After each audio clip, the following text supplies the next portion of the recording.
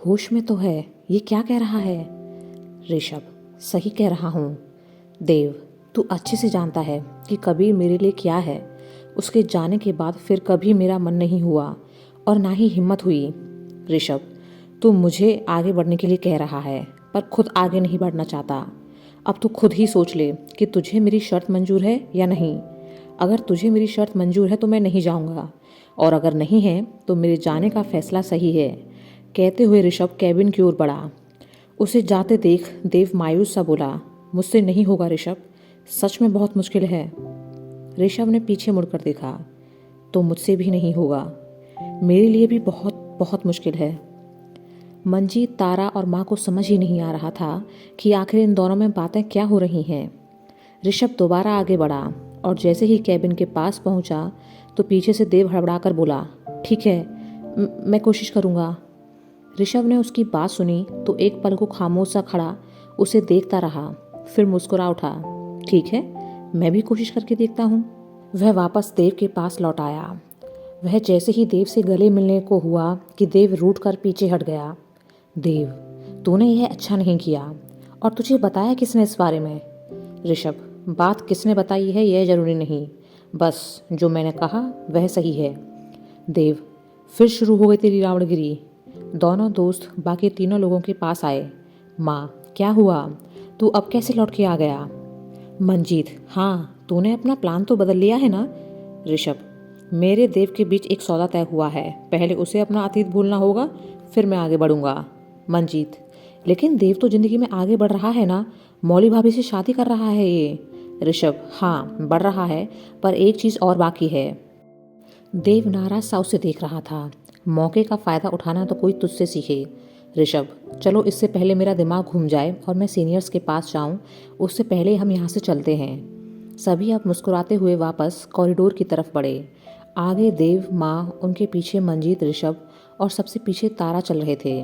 तारा शक की नज़रों से ऋषभ को देख रही थी कि इसने ऐसा क्या कहा है देव से।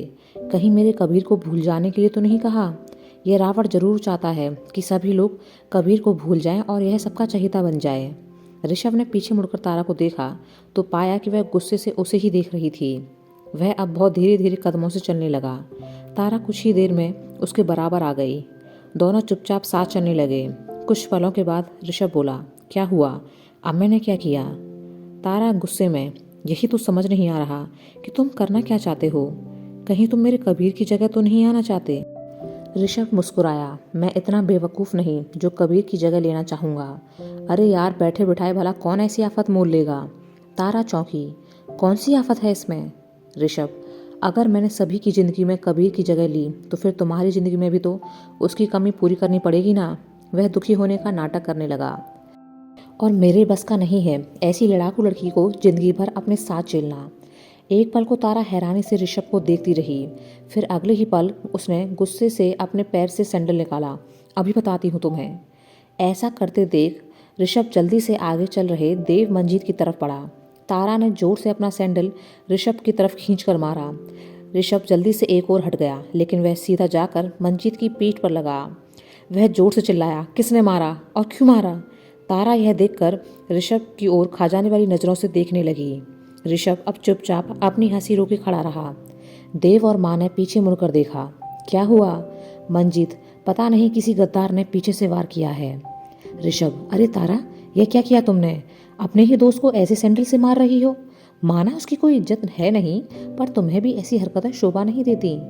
अब देव, माँ और मंजीत अविश्वास से तारा को देख रहे थे। तारा ने माँ की ओर देखा तो हड़बड़ा कर बोली, माँ, मैं तो उसको। मंजीत नाराजगी से बोला, मैं तो क्या क्या गलती थी मेरी? क्यों मारा तुमने मुझे? जवाब दो। देव ने ऋषभ की ओर देखा तो वह मुस्कुरा रहा था। देव समझ गया कि ऋषभ ने कुछ गड़बड़ की है। शायद तारा ने वो सैंडल ऋषभ को मारा था जो लग मंजीत को गया। ऋषभ, हाँ हाँ, जवाब दो तारा, ऐसे चुप क्यों हो? तारा, तुम तो बोलो ही मत रावण रॉय। माँ, क्या हुआ तारा, क्यों गुस्सा कर रही हो? और इसका नाम ऋषभ है, रावण नहीं। तारा, पर इसकी हरकतें तो रावण वाली ही है ना? ऋषभ, क्यों, कौन सी सीता का अपहरण कर लिया मैंने? देखा माँ, यह लड़की मुझसे ऐसे ही बात करती है, लगता है इसका दिमाग खराब हो गया है। पहले मंजीत को सैंडल फेंक कर मारी और अब मुझसे बहस कर रही है। मंजीत, मेरा तो नसीब ही खोटा है। घर पर पत्नी मारती है और यहाँ दोस्त मारने लगी। तारा, नहीं, मैंने तुम्हें नहीं मारा मंजीत, मैंने तो इस ऋषभ को मारा था, पर यह सामने से हट गया और गलती से तुम्हें लग गया। ऋषभ अब गंभीर होकर बोला, तारा, अगर तुम्हें मेरा ना जाना इतना अखर रहा है तो मैं चला जाता हूँ। कितनी बार कहूँ तुमसे कि मुझसे घबराने की ज़रूरत नहीं है। मैं कबीर की जगह नहीं लेना चाहता, पर आप लोग जानते हो कि यह क्या कह रही थी। यह मुझसे कह रही थी कि तुम रुके क्यों, चले क्यों नहीं गए। जब मेरे समझाने की कोशिश की तो इसने यह हरकत की। मंजीत, मैं सच कह रहा हूँ, मुझे नहीं पता था कि यह सैंडल फेंक कर मारने वाली है। वह तो मेरी किस्मत अच्छी थी कि बच गया। मंजीत, हाँ, और मेरी खराब कि मुझे पड़ गया। तारा झुंझलाते हुए बोली, कुछ तो शर्म करो ऋषभ, मैंने ऐसा कब कहा था, और तुम जानबूझकर हटे थे। इस बार तो तुम बच गए, लेकिन अगली बार नहीं बचोगे। माँ ने अपना सिर पकड़ लिया। हे भगवान, तुम दोनों फिर से शुरू हो गए।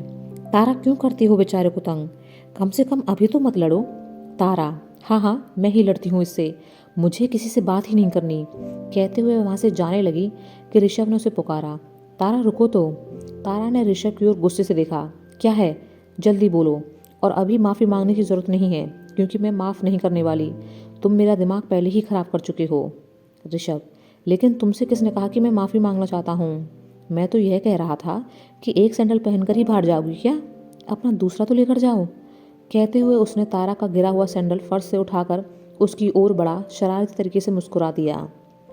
तारा का मन किया कि इस रावण को अभी जान से मार दे। उसने अपना दूसरा सैंडल भी उतारकर ऋषभ की ओर फेंक दिया, जिसे उसने कैच कर लिया।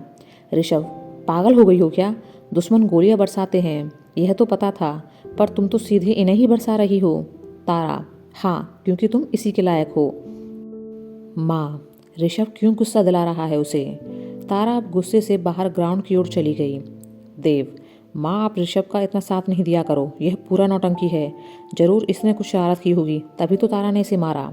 मंजीत, मुझे भी कुछ ऐसा ही लगता है। ऋषभ, वाह, कैसे दोस्त हो तुम दोनों। अभी जब मैं छोड़कर जा रहा था तो ऐसे कर रहे थे कि जैसे मेरे बिना जी नहीं पाओगे, और अब जब मैं रुक गया हूँ तो मुझ पर ही शक कर रहे हो। अपने दोस्त पर भरोसा नहीं। माँ, आप टेंशन मत लो, वो मेरी वजह से नाराज़ हुई है ना, तो मैं ही लेकर आता हूँ, आप चलो। कहते हुए ऋषभ तारा के पीछे पीछे चला गया। माँ, इन दोनों ने तो अलग ही महाभारत शुरू कर रखी है, कोई किसी से कम नहीं। देव, चलिए माँ, थोड़ी देर आराम कर लीजिए, थक गई होंगी आप, इन दोनों को आपस में झगड़ने दो। मंजीत, हाँ, ये दोनों कभी नहीं सुधरेंगे। तीनों मुस्कुराते हुए देव के कमरे में चले गए। ऋषभ बाहर ग्राउंड में तारा के पीछे पीछे पहुंचा। वह उससे थोड़ा दूर रुक गया। तारा गुस्से से भरी खड़ी थी। वह अपने आप से बड़बड़ाई जा रही थी। पता नहीं क्या समझता है खुद को। कभी कभी मन करता है चूहे मारने वाली दवा खाने में मिला दूं इसके। चूहे की मौत के लायक है ये गधा। कितना स्मार्ट समझता है खुद को। शक्ल बंदर की है और 2 पैसे का दिमाग है। वह तो मैं लिहाज कर जाती हूँ देव मंजीत की दोस्ती का। पता नहीं क्या जादू किया है इसने माँ पर, जब देखो इसकी तरफदारी करती रहती हैं। मैं तो सोच रही थी कि बात यहीं ख़त्म कर देते हैं और सॉरी बोल देती हूँ, पर वह तो इस लायक है ही नहीं। लातों के भूत बातों से नहीं मानते। ऋषभ यह सुनकर हंस पड़ा। तारा ने पीछे मुड़कर देखा तो पहले तो थोड़ा हड़बड़ा गई कि कहीं इसने मेरी बातें तो नहीं सुन ली। फिर अगले ही पल सोच में पड़ गई कि सुनता है तो सुन लेने दो, मैं कौन सा डरती हूँ। ऋषभ, तुम इतना गुस्सा क्यों करती हो मुझ पर। तारा, तुम्हें क्या मतलब इस बात से। ऋषभ शांत होकर बोला, तुम इतना चिढ़ क्यों जाती हो। तारा, क्योंकि तुम चिढ़ाते हो। ऋषभ, हाँ, बात तो सही है तुम्हारी, लेकिन तुम्हें भी सोचना चाहिए ना। मैंने तो बस हल्का सा मजाक किया और तुम सीधे सैंडल उतार कर मुझे मारने लगी। तारा, पर लगा तो नहीं था ना, यह पड़ जाता तो अकल अपने आप ठिकाने आ जाती। ऋषभ एक पल तो तारा को देखता रहा, फिर उसने अपने हाथ में लगी उसकी सैंडल्स को आगे बढ़ाया। लो, तुम्हारे सामने खड़ा हूँ, जितना मारना चाहती हो मार लो। जानता हूँ बहुत तंग करता हूँ तुम्हें, आज सारी भड़ास निकाल लो। तारा हैरान सी ऋषभ को देखती रह गई। क्या क्या कहा तुमने। ऋषभ, वही जो तुमने सुना। लो, मार लो जितना मारना है। तारा, सोच लो, मैं सच में मारूंगी। फिर यह जो आसपास से आर्मी वाले गुजर रहे हैं ना, सब तुम्हें देखेंगे और फिर पूरे कैंट में फेमस हो जाओगे। ऋषभ मुस्कुराकर, मंजूर है, पहले तुम अपनी भड़ास निकाल लो, उसके बाद हम आराम से बात कर सकेंगे। हर बार जब भी हम आमने सामने होते हैं तो झगड़ा हो जाता है, तुम मेरी हर छोटी छोटी बात पर बिगड़ जाती हो, फिर मुझे भी तुम्हें तंग करने में मज़ा आता है।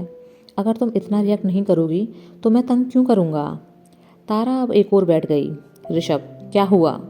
तारा, रहने दो, अब मेरा मूड नहीं है मारने का। ऋषभ, पक्का, कहीं पीछे से तो हमला नहीं करोगी। तारा हंस पड़ी, नहीं मारूंगी, लाओ सैंडल्स मुझे दो। कहते हुए उसने अपना हाथ आगे बढ़ाया, पर ऋषभ पीछे हट गया। नहीं, यह तुमने मेरी वजह से उतारी थी ना, तो मैं ही पहनाऊंगा। तारा यह सुनकर चौंक गई। क्या। नहीं, मैं खुद ही पहन लूंगी। ऋषभ मुस्कुराते हुए बोला, यकीन मानो, मैं कुछ शरारत नहीं करूंगा। तुमने मुझे माफ़ कर दिया ना, तो मेरा भी फर्ज बनता है कि कुछ करूं तुम्हारे लिए। तारा, नहीं, इसकी कोई ज़रूरत नहीं है। ऋषभ, ज़रूरत है। कहते हुए वह तारा के सामने घुटनों के बल जमीन पर बैठ गया और तारा की लाख मना करने पर भी नहीं माना। उसने तारा को उसकी सैंडल्स पहनाना शुरू किया। तारा बड़ी हैरानी से ऋषभ को देख रही थी। उसे यह बहुत अजीब लग रहा था। हवा में ऋषभ के बिखरे बालों को देख तारा को अब कबीर की याद आ गई। वह यह भूल गई कि सामने कबीर नहीं ऋषभ है। उसने जल्दी से उसके बालों को बनाया। कबीर, तुम्हारे बाल। कहते हुए वह चुप हो गई। ऋषभ कुछ देर तक तारा को देखता रह गया, फिर सैंडल्स पहनाने के बाद तारा के बगल में बैठ गया। दोनों कुछ देर तक कुछ नहीं बोले, फिर एक साथ बोले, सॉरी। दोनों ने एक दूसरे को देखा, फिर अगले ही पल हंस पड़े। तारा, तुमने क्यों सॉरी बोला। ऋषभ, मैंने तुम्हें बहुत परेशान किया है इसलिए, लेकिन तुम क्यों सॉरी बोल रही हो। तारा, उस दिन तुम सही कह रहे थे, मुझे तुमसे थोड़ी इनसिक्योरिटी फील होती है अपने कबीर के लिए, कि कहीं तुम सबकी यादों से उसे भुला ना दो, पर मैं गलत थी। ऋषभ, तो तुम क्या चाहती हो, सभी कबीर को याद कर दुखी रहें, रोते रहें। तारा, नहीं, मैं किसी को दुखी नहीं करना चाहती। मैं तो बस इतना चाहती हूँ कि सभी लोगों के दिलों में कबीर हमेशा जिंदा रहे, पर एक अच्छी याद बनकर उन लोगों की आंखों में कबीर की वजह से आंसू ना आए। ऋषभ, तो क्या तुम सच में कबीर की यादों के सहारे पूरी जिंदगी काट लोगी। तारा, हाँ, मेरा तो यही है। वह उठ खड़ी हुई। काफ़ी देर हो गई है, माँ इंतज़ार कर रही होंगी, चलते हैं। ऋषभ खोया हुआ सा कुछ देर तक तारा को देखता रहा। तारा, आप कौन सी खिचड़ी पका रहे हो दिमाग में। ऋषभ, नहीं, सोच रहा हूँ कि कबीर कितना लकी था जो तारा जैसी लड़की मिली। मेरी एक बात हमेशा याद रखना, कभी भी मेरी ज़रूरत हो तो बता देना, मैं तुम्हें निराश नहीं करूँगा। तारा मुस्कुरा दी। ऋषभ तारा के पास आया और अपना हाथ आगे बढ़ाया। बहुत हुआ लड़ना झगड़ना, क्या हम दोस्त बन सकते हैं मिस लड़ाकू तारा। तारा ने अब अपना हाथ आगे बढ़ाकर उसके हाथ से मिला लिया। ठीक है मिस्टर रावण रॉय। दोनों मुस्कुरा दिए। दोनों अंदर देव के कमरे की ओर बढ़े कि उसके कमरे से आती आवाज़ से दोनों वहीं रुक गए और एक दूसरे को हैरानी से देखने लगे।